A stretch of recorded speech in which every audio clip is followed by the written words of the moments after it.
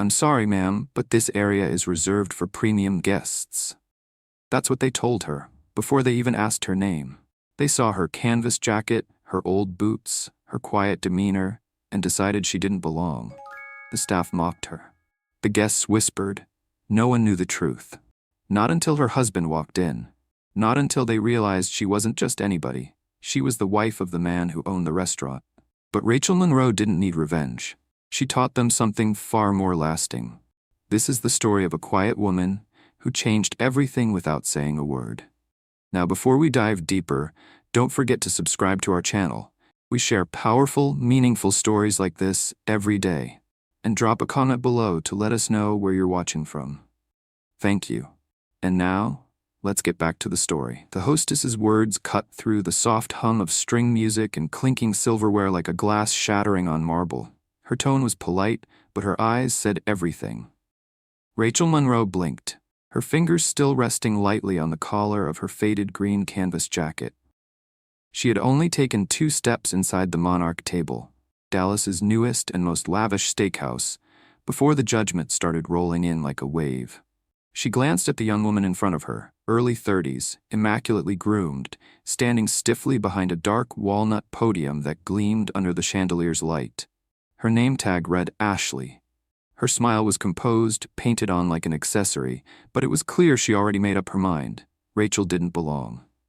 "I'm here for a reservation," Rachel said softly, her voice steady despite the heat rising to her cheeks.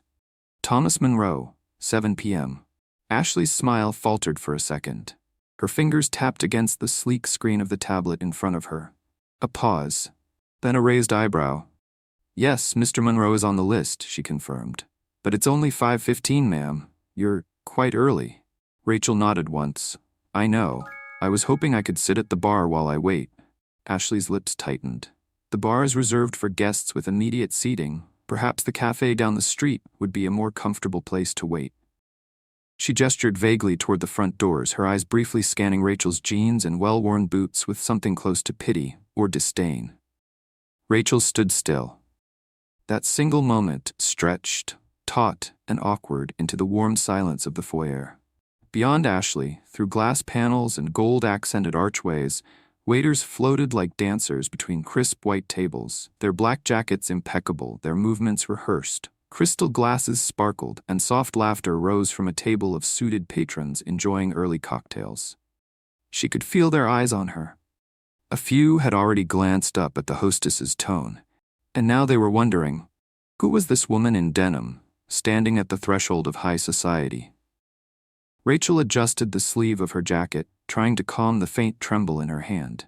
She smiled politely. "I'd like to wait here. Thank you." Ashley exchanged a look with a passing server, a tall, tan-skinned man with hair slicked back like he'd stepped out of a cologne commercial. His name tag read Todd. He smirked slightly, not even bothering to hide it. Ashley tilted her head. "Of course, give me just a moment." It took less than 30 seconds for Todd to return with a forced grin and faux formality. "Right this way," he said, motioning toward a lonely table near the swinging kitchen doors, the absolute worst seat in the house. The table was tucked between a hallway and the service station, where plates clattered and waiters shouted low orders. Rachel followed him wordlessly. She didn't need to ask. She had been here before, many times. Not here exactly, but in places like it, places where image trumped substance, where wealth was judged by tailoring, not character, and where she, a soft-spoken children's book illustrator from rural Minnesota, might as well have been invisible. As she settled into the corner table, Todd leaned slightly over her. "Would you like something while you wait?" he asked with a casual flick of the wrist. "Water, maybe?" "A gin and tonic would be nice," she replied, her voice calm. His brows lifted just slightly, and a crooked smile played at the edge of his lips.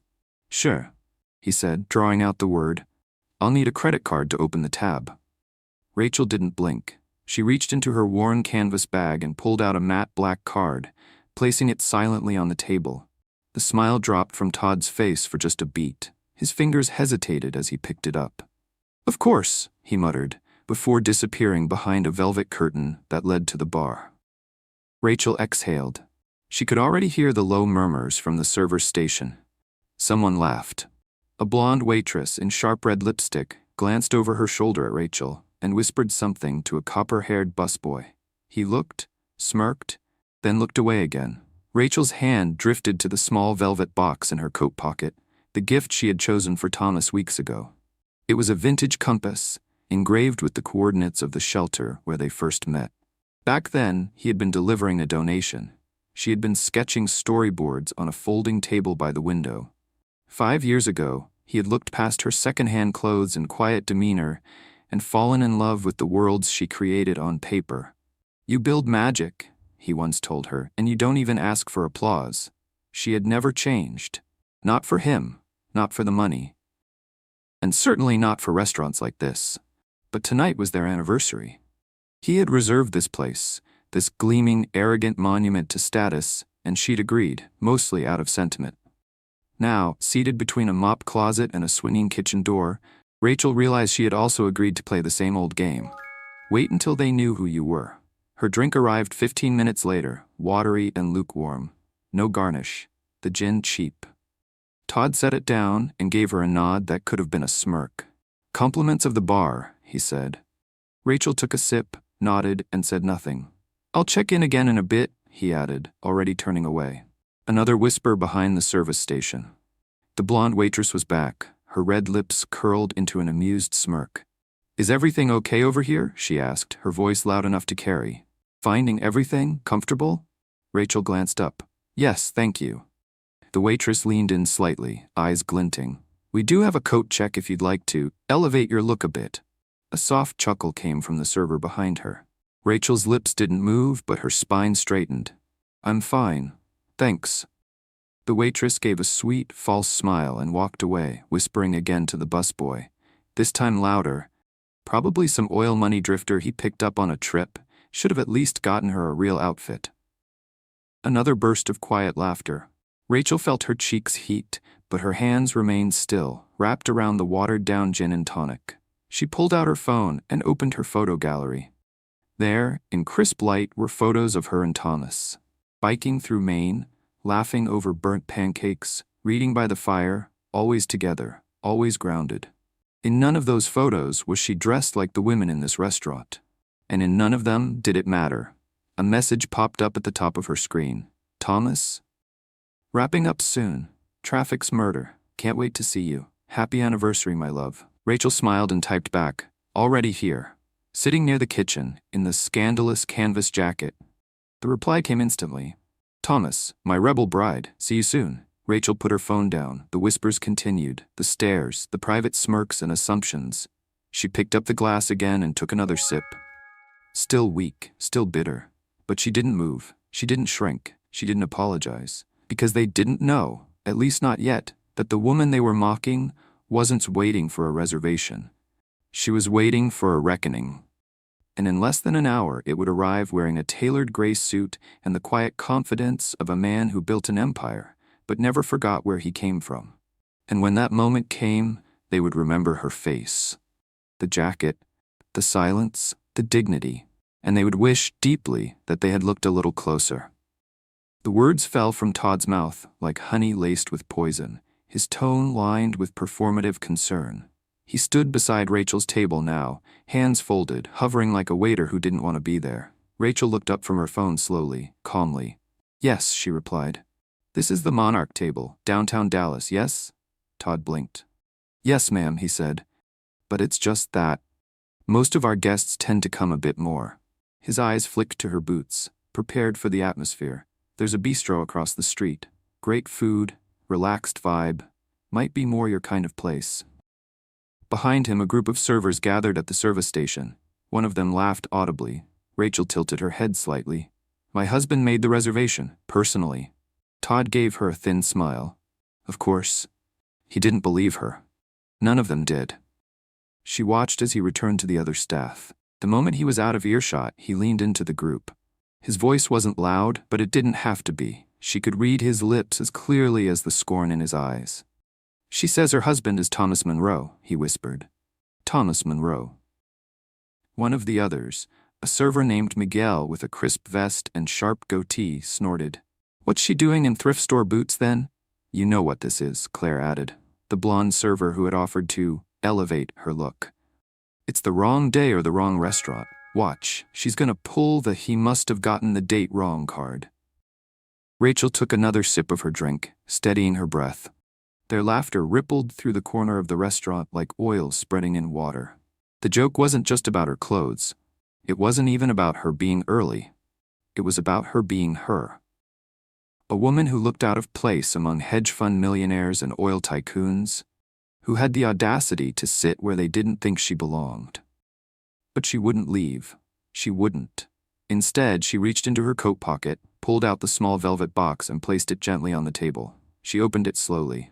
Inside was the compass, glinting under the crystal light. The engraving was small but powerful. Where we first found direction. 32.767 degrees N, 96.797 degrees W. It was where Thomas had found her, sketching storyboards on a cafeteria table at a children's shelter. He had been there to donate. She had been there to offer hope. Neither of them had expected that day to change their lives. A flicker of motion broke her reverie.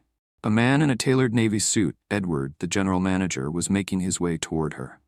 He walked with purpose, but wore the kind of expression that said this wasn't a visit of welcome. "Excuse me, miss," he said, stopping beside her. "I'm Edward Winters, the general manager here at Monarch." She nodded. "Nice to meet you."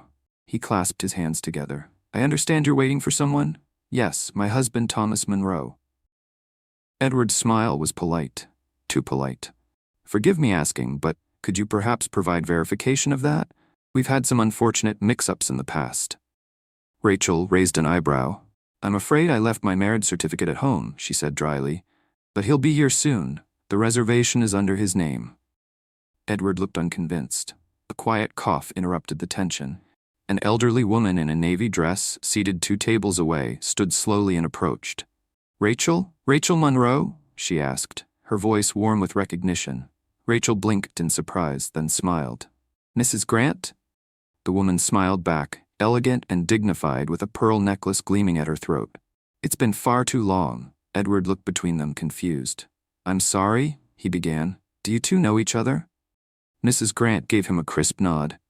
"Edward, this is Rachel Monroe. She and her husband Thomas donated the new literacy wing at the Children's Center last year. You've heard of it, I assume?" Edward's face paled. Yes, of course." "And Rachel," she added, "is one of the most talented illustrators I've ever met. Her work has touched thousands of children in this city. She is not someone you ask to prove herself." Silence wrapped the air like velvet. Rachel felt a wave of unexpected warmth. "Thank you," she said softly. Mrs. Grant gave her hand a gentle squeeze. "Thomas chose well," she said with a wink, and returned to her table. Edward cleared his throat. "Mrs. Monroe, I apologize for the earlier confusion. Perhaps we can move you to our window table while you wait." Rachel shook her head. "No, thank you. This table is just fine." Edward hesitated, then nodded. "Of course. If you need anything at all." As he turned away, she caught the ripple moving through the room. Servers whispering, patrons glancing her way with new awareness. Even Todd, from behind the service station, suddenly looked unsure. Claire had stopped mid-sentence and turned pale. Miguel stood with arms folded, lips pressed tight. The mood was shifting. She wasn't a mystery anymore. She was Mrs. Monroe. And for some of them, the realization had just hit like a freight train. One of the younger staff, a petite server with dark curls who had stayed quiet all evening, quietly approached the table and set down a small plate. "Compliments of the chef, Mrs. Monroe," she said, avoiding eye contact. I'm sorry about earlier." Rachel offered her a gracious nod. "Thank you. This looks lovely." The server quickly retreated. The ice had cracked, the dam was breaking, and they had no idea the tide still had one more wave to bring in. Rachel checked the time. 6:42 p.m., 18 minutes. Just 18 minutes until Thomas walked through that door, and the faces of this staff would shift again. But this time, it wouldn't be curiosity or suspicion they wore. It would be regret. And maybe, just maybe, shame. The words were delivered with practiced polish, but the tremble behind them didn't go unnoticed. It was 7 p.m. sharp when the glass doors of the Monarch table swung open again, catching the ambient lighting just enough to hush a few conversations in the dining room. A tall man stepped into the entryway. Broad-shouldered, poised, and dressed in a slate-gray suit that moved like liquid over his frame. His dark hair was touched with silver at the temples, and his expression carried the kind of quiet confidence that didn't need to be announced. It simply was. Thomas Monroe had arrived. Ashley, the same hostess who had dismissed Rachel earlier, now nearly tripped over her own heels trying to meet him with a smile. "Mr. Monroe," she said, her voice almost a whisper. "Welcome. We're honored to have you tonight." Thomas returned her smile with polite indifference. "Thank you. I believe my wife is already here." Ashley nodded far too quickly. "Yes, of course. She's just in the back. Right this way, sir." As Thomas followed her through the dining room, heads turned. A low hum rose as guests recognized him, not just as a businessman but as a figure of respect in Dallas's elite circles. He wasn't just wealthy, he was principled, revered for choosing substance over spectacle. The man who could have owned mansions across the world but chose a quiet home in Highland Park. The man whose investments helped rebuild schools, hospitals, and shelters, but never sought a headline for it. Rachel saw him coming before anyone else did.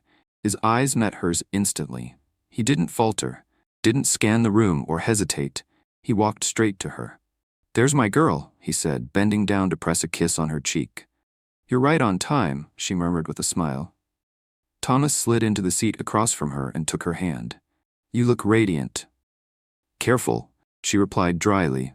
"They might mistake that for sincerity." Thomas raised an eyebrow. "That bad?" Rachel didn't respond right away. Instead, she let her fingers trace the edge of the napkin on her lap. "Let's just say they've had an interesting evening," she said softly.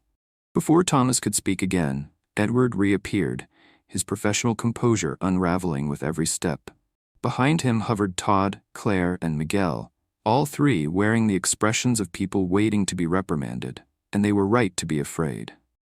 "Mr. Monroe," Edward began, his voice thin, "I'm so terribly sorry for any inconvenience your wife may have experienced earlier this evening. Please know this is not reflective of our standards." Thomas's eyes didn't leave Rachel's face. "I hope she hasn't been waiting too long." Rachel smiled faintly. "Only long enough to be offered another restaurant, another wardrobe, and another identity." Todd visibly flinched. Thomas turned toward Edward, his voice calm, dangerously so.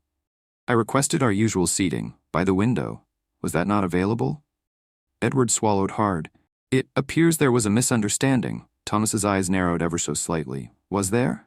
"I assure you," Edward said, now sweating lightly, "we've been taking care of Mrs. Monroe with the utmost—" "With the utmost what?" Rachel interrupted gently, her voice low. "Contempt? Suspicion? Pity?" Edward's mouth opened, but no words followed. "I think," Thomas said, his tone steel beneath silk, "we'd like to speak with the staff who's been serving my wife while she waited." "Yes, of course." Edward gestured behind him. "Todd, Claire, Miguel?" The three stepped forward like they were facing a firing squad. Claire's earlier haughtiness had melted into a pinched, pale nervousness. Todd no longer made eye contact. Miguel looked like he might vanish into the floor. Thomas examined them one by one. "Was my wife well taken care of?" No one answered. Todd eventually cleared his throat. There may have been a misunderstanding, sir." "No misunderstanding," Rachel said, her gaze steady. "Just assumptions, ugly ones." Claire stepped forward, eyes wide. "Mrs. Monroe, I sincerely apologize if—" "What exactly?" Thomas interrupted, his voice now cutting. "Are you apologizing for, Claire?" Claire froze. Rachel answered for her. "For suggesting I check my coat to upgrade my appearance. For implying I might have wandered in off the street. For referring to me as a gold digger, loud enough for your coworkers to laugh." Miguel looked away. Todd seemed to stop breathing. Thomas's expression didn't shift, but the air around him did. It thickened, tightened. "I see," he said finally. "Mr. Monroe," Edward stammered, "I want to assure you that these staff members will be dealt with immediately. This is not how we train." "Stop." Thomas's voice was low, controlled. "There will be consequences, but not the kind you're thinking of." He reached into his suit jacket and pulled out his phone. A few taps, then he turned the screen toward Edward. "This is an internal email from my acquisitions team," he said. "We finalized the paperwork at 4 this afternoon. As of today, I now own a 60% stake in the Monarch table, here and all 3 of its sister locations." Dead silence fell across the dining room. Rachel looked around. Staff stood frozen. Guests were no longer whispering, they were staring, stunned, mouths slightly open. "This wasn't how I planned to make the announcement," Thomas continued, slipping the phone back into his pocket. "But I believe it's appropriate now." Edward's face drained of color. Todd took a step back. Claire nearly dropped the notepad in her hand. Thomas turned back to Rachel and offered a warm, deliberate smile. "Now, my love, what would you like to do? Stay and eat, or leave and never come back?" Every eye in the restaurant fell on her, some wide with awe, others clouded with guilt. Rachel took a sip of her freshly made gin and tonic, the one she'd finally gotten just before Thomas walked in. It was perfect now. She set the glass down, glanced at the staff still standing, and then at her husband. "Let's stay," she said softly. "I'd like to see what kind of service they offer when they're not laughing at my jacket." And with that, the judgmental facade of the restaurant shattered completely. For the rest of the evening, the Monarch table became something else entirely. The once mocking staff now served with trembling hands and flawless etiquette. Edward hovered nearby like a ghost of his former arrogance, while the entire team operated with the manic precision of people who had seen their careers teeter on the edge of collapse. But for Rachel, the best seat in the house was exactly where she'd started, by the kitchen doors. Not because it was comfortable, but because it made them remember. The voice was tentative, nervous. It belonged to Edward, the manager, who was now standing with a strained smile and a hint of desperation in his eyes. He had returned with a renewed attempt to recover what dignity he could after the bombshell Thomas had just dropped. "We have a beautiful table by the windows with a view of the city lights. It's yours if you'd prefer, of course." Rachel looked up from her drink, which she now sipped leisurely. It wasn't about gin and tonic anymore. It was about grace, how to carry it, even when no one else offers it to you. She held Edward's gaze a moment longer than necessary. "This table is just fine," she replied. Her voice was smooth, unbothered, but its quiet confidence had a weight that settled in the air like truth, the kind of truth that couldn't be wiped away by folded napkins or fine china. Edward hesitated. "Very well. Please, don't hesitate if you need anything." As he walked away, Rachel caught a glimpse of the staff huddled behind the service station, trying to look busy while stealing glances in her direction. The shift in energy was unmistakable. Gone were the smirks and giggles. In their place, confusion, guilt, and something close to fear. Todd was no longer smirking. Claire was no longer speaking. Miguel was pretending to polish glassware, but his hands were shaking. Rachel took it all in with a stillness that unnerved them even more than if she'd lashed out. She didn't need to raise her voice. Her presence alone, unchanged yet unyielding, was their reckoning. Another server approached, a young woman Rachel hadn't seen before. She looked new, barely older than a college student, and she hadn't been part of the earlier mocking crowd. She set down a small plate of amuse-bouches. "Compliments of the chef, Mrs. Monroe," she said quietly. "And I'm sorry about what you experienced earlier. That wasn't right." Rachel studied the girl's eyes and saw something genuine there, remorse untouched by obligation. "Thank you," she replied. "It means more than you think." The young woman nodded quickly and retreated. Across the room, other diners were beginning to piece together the story. They had watched a casually dressed woman arrive and be seated in the worst corner. They had seen her ignored, mocked, underestimated, and now they were watching her speak calmly beside a man whose financial power could move entire industries, and who had just revealed himself as the majority owner of the very restaurant they were sitting in. A ripple moved through the room. Not just curiosity, reflection. At a nearby table, the couple who had earlier whispered about Rachel's appearance now avoided eye contact. The woman, once smug in her Chanel suit, glanced down at her plate. Her husband tapped nervously at his wineglass. This wasn't just a correction, it was a public unveiling. The myth of wealth equaling worth had just been demolished, quietly, thoroughly, and without a single raised voice.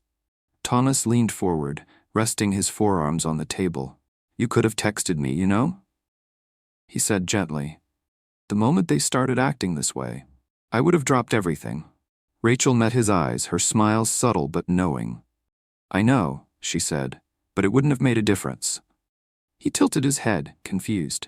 "It would have made a difference to me." She reached across the table, letting her fingers rest on his. "I didn't want to interrupt your work," she said. "Besides, they weren't being cruel to me.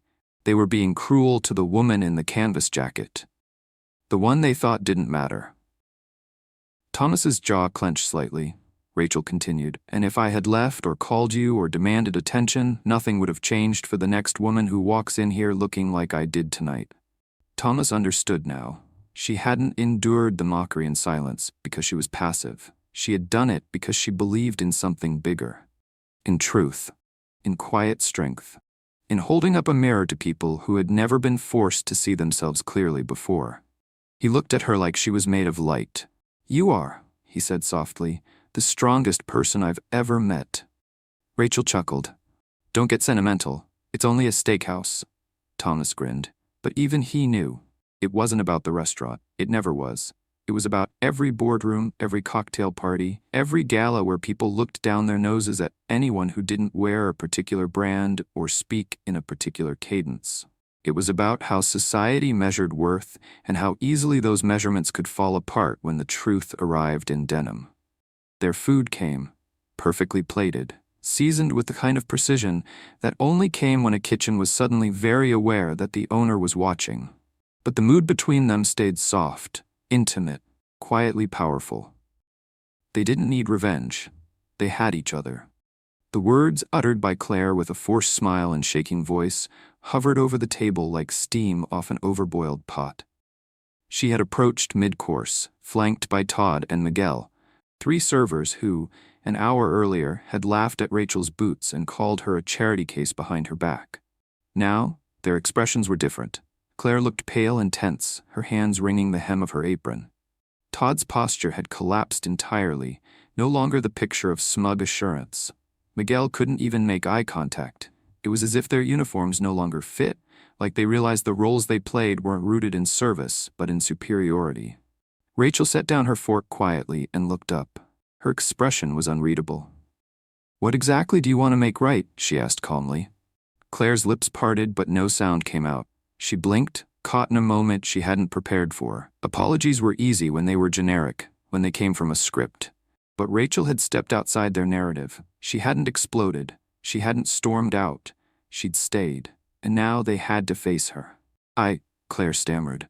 "I didn't realize who you were. We just thought that I didn't belong." Rachel finished for her. Claire's face flushed. "No, I mean, we assumed. You saw a woman in a canvas jacket," Rachel continued, "sitting alone, without makeup, no designer purse, and you decided you knew her story." Miguel stepped forward finally, his voice low. "We were wrong. I was wrong." Rachel nodded once. "Yes, you were." She didn't speak it cruelly. She didn't weaponize the power she now held over them. But her words were scalpel sharp, precise, direct, and deeply cutting in their honesty. Todd swallowed visibly. "Mrs. Monroe, if there's anything we can do, anything, to earn your forgiveness." Rachel looked at them all for a long moment. Then she turned to Thomas, who sat in dignified silence, letting her lead this reckoning. He had never needed to fight her battles, only support her strength. She turned back to the servers. "Kindness," she said, her voice soft but resonant, "should never depend on who you think someone is. You didn't treat me poorly because you didn't know who I was. You treated me poorly because you thought I wasn't someone. That's the part you need to fix. Not for me, but for every person who walks through this door after me." Claire looked like she might cry. Rachel picked up her fork and gestured gently toward their half-finished plates. "Now if you'll excuse us, it's our anniversary. We'd like to finish our meal." The 3 murmured apologies and stepped away, slowly, silently. As they returned to the staff station, the room felt changed. Something had cracked in the foundation, and Rachel hadn't done it with vengeance. She'd done it with truth. Across the dining room, murmurs continued. Patrons were no longer whispering mockery. They were discussing the Monroes. Not just Thomas and his power, but Rachel and her quiet resolve. The woman who had endured hours of ridicule only to meet it with grace, sharper than any insult. Edward reappeared once more, shoulders stiff, smile forced. "Mr. and Mrs. Monroe," he said, "please allow me to extend the deepest apologies from the entire staff. I take full responsibility. What happened this evening was inexcusable." Thomas turned toward him, arms crossed loosely over his chest. "Are you prepared to make institutional changes?" he asked. Edward blinked. "Excuse me?" "My wife just outlined the core issue," Thomas said. "This isn't about bad service, it's about bad assumptions. About a culture of elitism that's been allowed to grow unchecked in your staff." Rachel added, "They need to be taught how to see people, not just assess them." Edward nodded slowly, like the weight of the evening was finally landing. "Yes, you're right. We'll arrange for hospitality retraining, new codes of conduct, and I'll personally oversee the implementation." Thomas gave a single nod. "Good. Because if I find out anything like this happens again, we won't just change staff, we'll change leadership." Edward's face went pale. "Understood, sir." He retreated. Rachel leaned back in her seat and exhaled. She didn't look satisfied. She looked tired. Not because she was defeated, but because carrying dignity under fire is exhausting. Thomas saw it in her eyes. "You okay?" he asked gently, placing his hand over hers. Rachel nodded. "I'm fine. It's just hard sometimes, being reminded of how quickly people judge."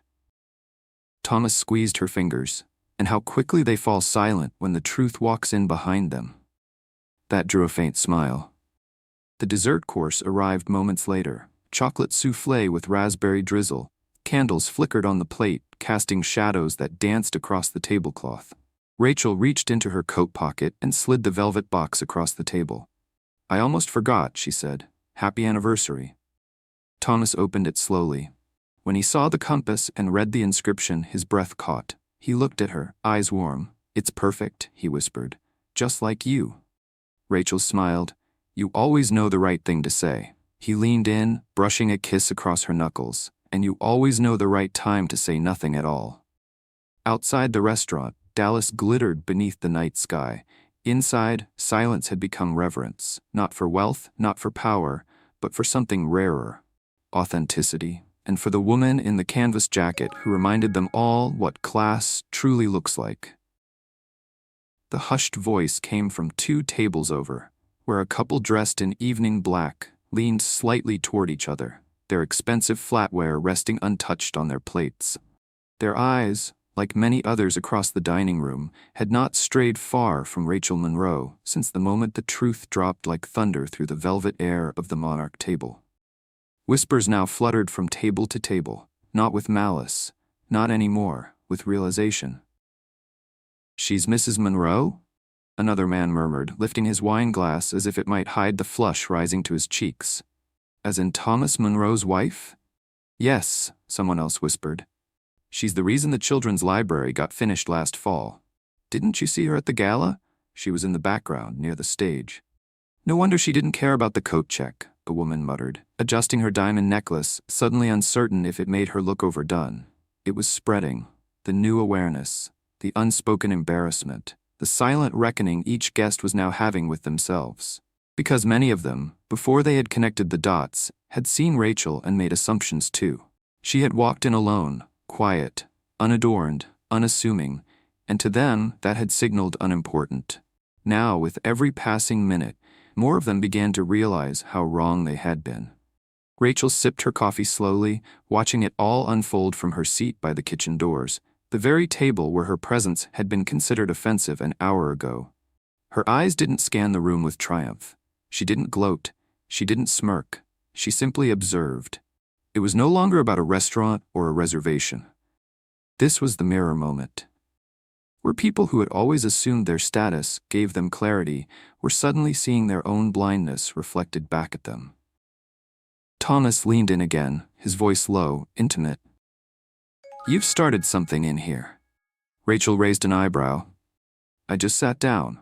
"No," he said. "You sat down and didn't flinch. That's different." Rachel looked across the room and caught sight of a middle-aged man who had earlier chuckled as the staff insulted her. He now sat with his arms folded, glancing her way not with condescension, but with shame. She let the moment pass. "Did you notice the woman in the red silk gown?" she asked softly. Thomas nodded. "The one who looked like she was about to judge the valet?" "She sent her waiter over to tell me I was brave." Thomas smiled slightly. "Interesting how quickly judgment becomes admiration when the truth walks in."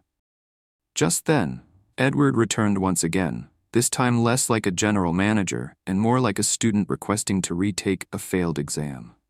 He cleared his throat. Mr. and Mrs. Monroe, the staff and I have discussed what happened. I understand now that our failure wasn't just in our actions, it was in our assumptions. And, well, the guests are asking if there's a statement they can hear directly from the ownership. Thomas raised an eyebrow. Ownership? Edward flushed. From you, sir. From the majority owner. Rachel set her cup down and leaned slightly forward. Do you mean a press statement? No, Edward stammered. No, not formally. They're asking.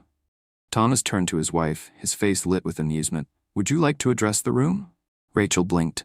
I came here for steak, not a TED Talk. Still, she stood, slowly, gracefully, without fanfare. As she did, conversations fell silent like dominoes. One by one, guests quieted, forks rested, glasses lowered. Rachel looked around. She didn't raise her voice. She didn't need to. I want to thank everyone who has shown kindness tonight, she began. But also, I want to speak to the people who didn't. A quiet shuffle. A few dropped gazes.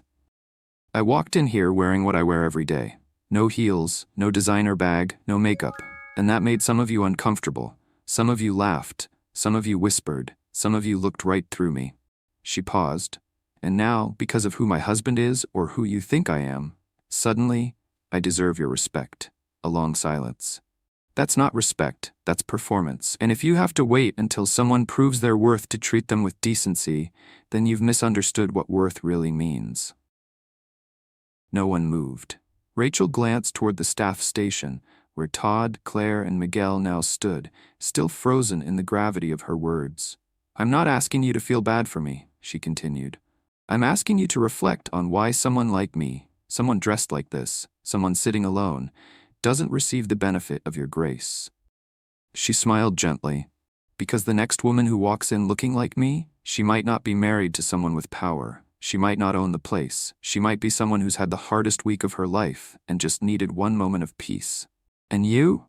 You could be the reason she doesn't get it. A few people bowed their heads. Others nodded solemnly. Rachel's voice softened.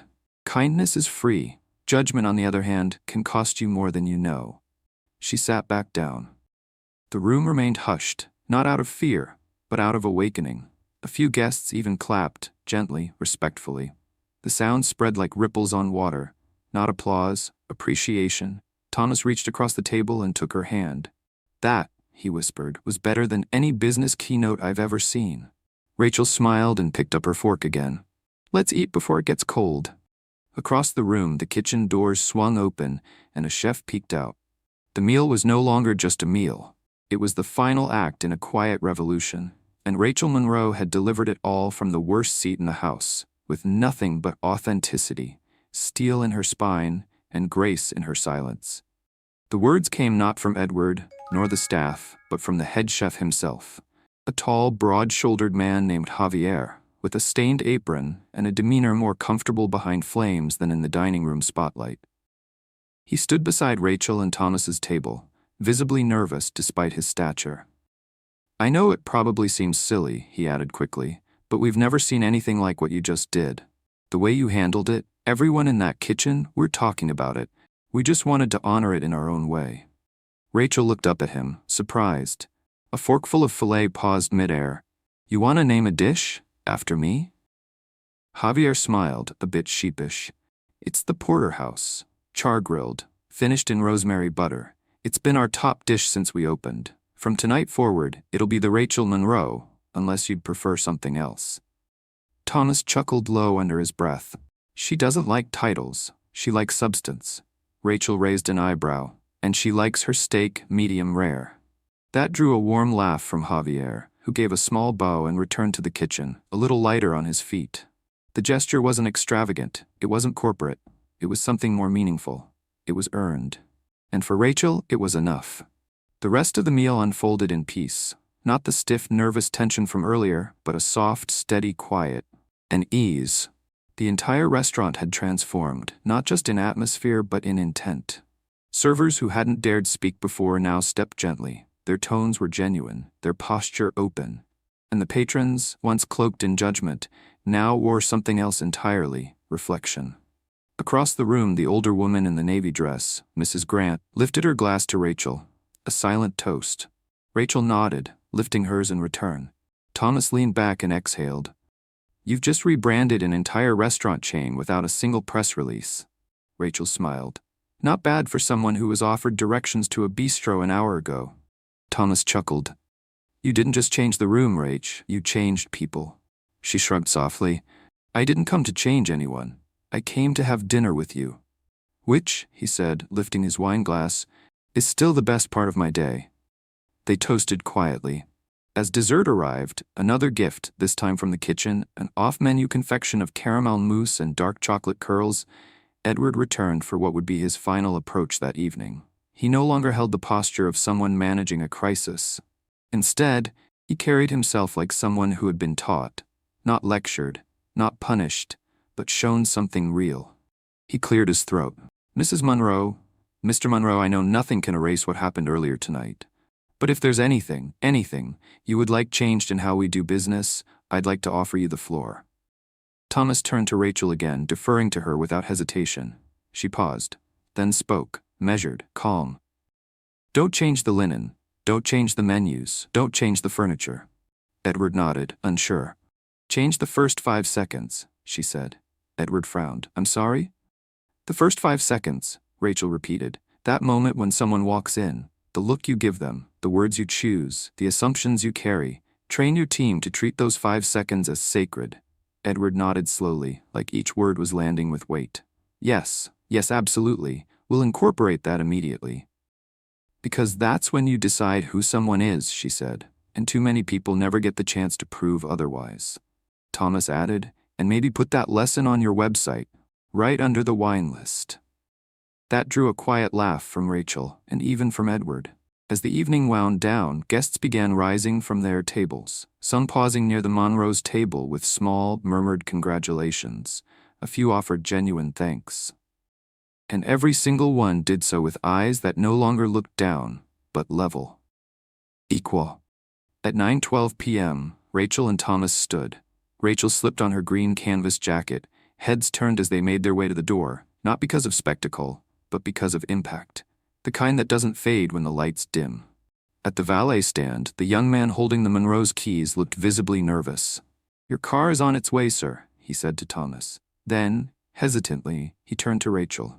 Mrs. Monroe, he said, his voice trembling slightly, I just wanted to say thank you. Rachel smiled, not with condescension, but with kindness. You're welcome, she said gently. Just remember, the woman who walks in tomorrow might not be married to the owner, but she still deserves the same respect. He nodded quickly. Yes, ma'am, I will. The car pulled up. Thomas opened the passenger door for Rachel, and as she stepped in, she looked back one last time.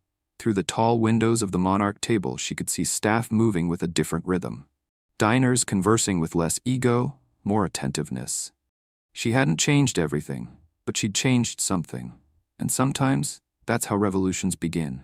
With a denim jacket, a quiet woman, and 5 unforgettable seconds. By morning, the whispers had spread beyond the gleaming walls of the restaurant and into the city like wildfire. Dallas buzzed with quiet astonishment, not because someone caused a scene, but because someone didn't. Social media posts trickled in from patrons who had witnessed it firsthand. Saw something wild at the Monarch table last night. Woman walked in alone. Staff mocked her non-stop until her husband arrived. Turns out he owns the place. She never raised her voice, never had to. Grace under pressure? That's what it looks like at Dine Dallas Elite. Another post followed hours later. Not all heroes wear heels. Some wear canvas jackets, sit by the kitchen, and teach an entire room how to rethink status. Rachel Monroe. At Uptown Bites blog.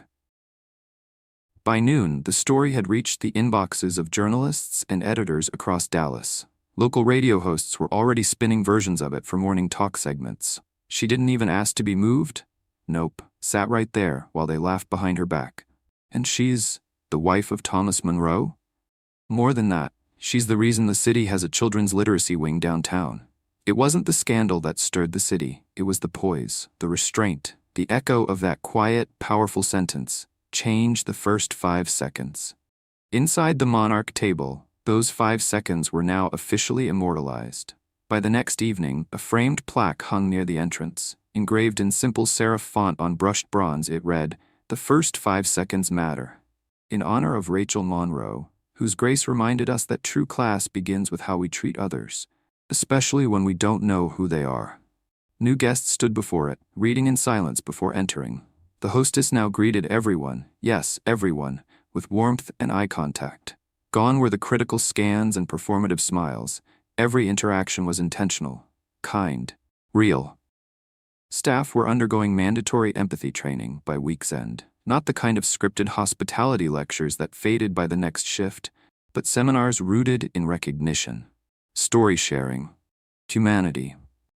Rachel didn't know any of this yet, because she wasn't reading articles, she wasn't scanning Twitter or listening to radio segments. She was at her drawing table, sketching the final pages of her next book, a quiet story about a rabbit who gets lost in a field of tall grass, only to find her way by listening instead of running. Thomas entered the room holding 2 cups of coffee. He set one beside her and kissed the top of her head. "You're a local legend now," he murmured. Rachel didn't look up from her drawing. "I didn't do anything legendary," Thomas grinned. "That's exactly why you are." She paused, tilting her head. "They'll forget about it soon." He shook his head. "No, because you didn't shout. You didn't humiliate anyone. You just stood there, quietly, and let them see themselves." Rachel finally looked up. "And is that what they're writing about?" He handed her his phone. One headline read, "The Jacket That Changed a City, Rachel Monroe and the Power of Silent Authority." Another, "Canvas Over Kashmir, a lesson in real class at Dallas's most exclusive restaurant." She sighed and handed the phone back. "That's dramatic."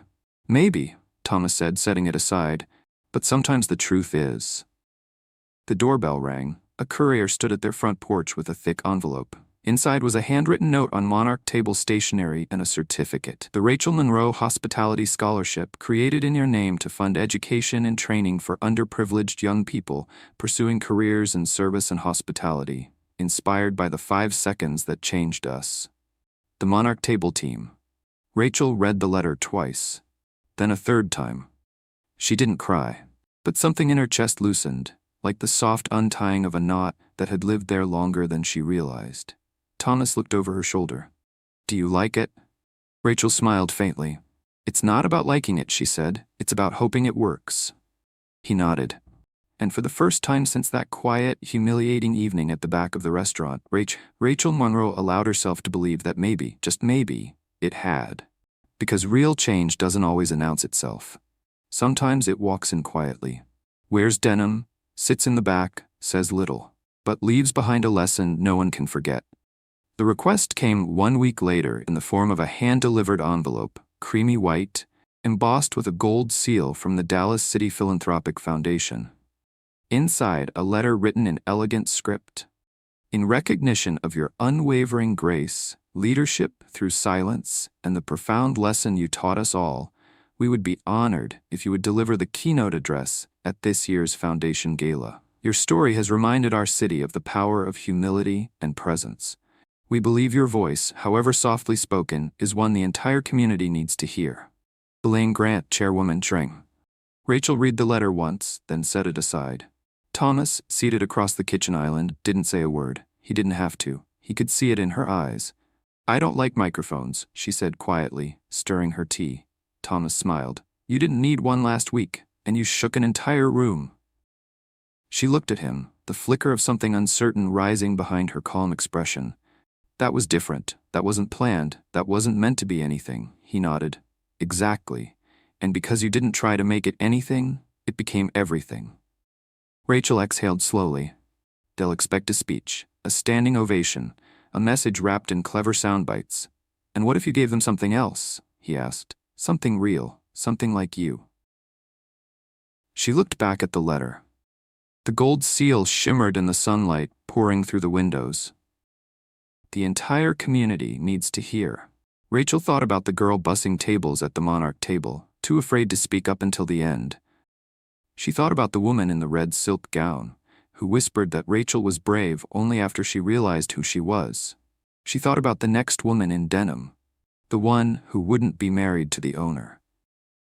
The one who might leave, humiliated, with her story untold. She straightened her back. "Okay," she said. "I'll do it." Thomas smiled, but didn't cheer or clap. He simply reached across the island, took her hand, and squeezed it. "Whatever you say," he murmured, "it'll be exactly what they need to hear." The Dallas City Philanthropic Foundation Gala was always the social event of the year. Held in the grand ballroom of the Winslow Hotel, it attracted the city's most powerful families, donors, and thought leaders. This year, the buzz was different. People weren't talking about which oil baron would make the largest pledge, they were talking about Rachel Monroe. A woman who'd sat silently at the edge of society's snobbery and shattered it with grace. When Rachel arrived that evening, she wore a long navy dress, simple, elegant, unembellished. Her hair was pinned loosely, her canvas jacket still draped over one arm. Thomas walked beside her in a classic black tuxedo. But it was Rachel everyone turned to see. Elaine Grant greeted her at the entrance. "You being here means more than I can say," she whispered. Rachel nodded. "I'm still not convinced anyone wants to hear me speak." Elaine smiled.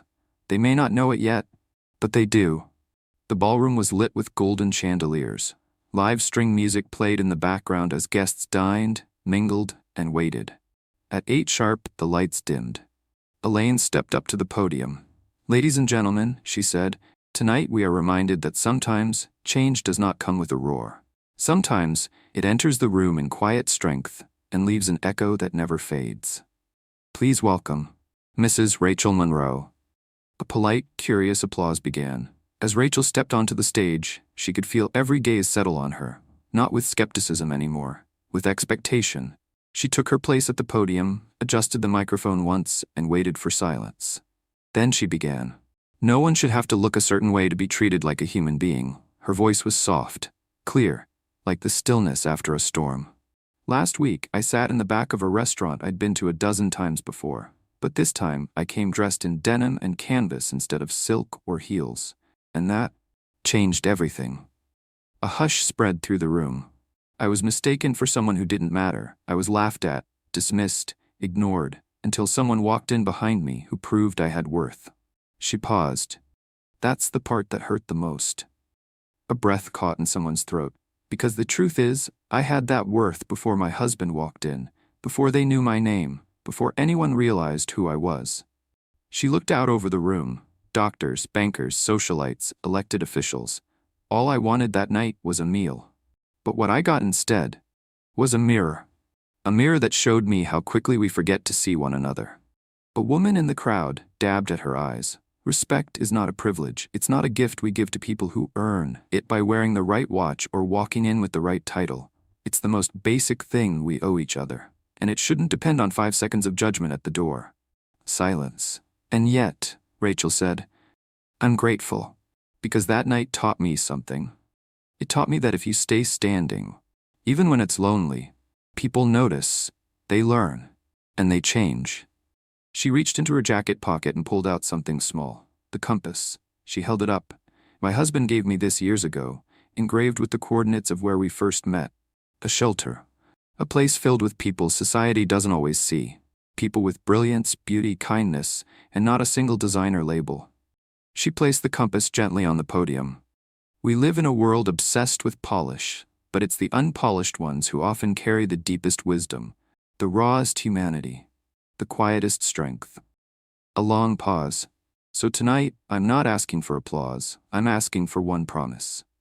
Rachel looked across the ballroom. Change the first 5 seconds. The room exhaled.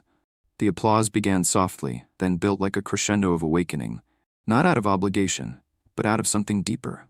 Respect. Thomas stood, hands folded, watching her with eyes that held nothing but awe. Rachel Monroe didn't just deliver a speech. She delivered a lesson that would ripple through Dallas for years to come. The voice was soft, unsure. The kind of voice that had grown used to being overlooked.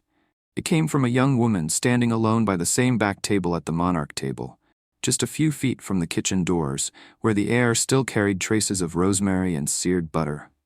Rachel Monroe turned from the hostess stand where she stood, watching.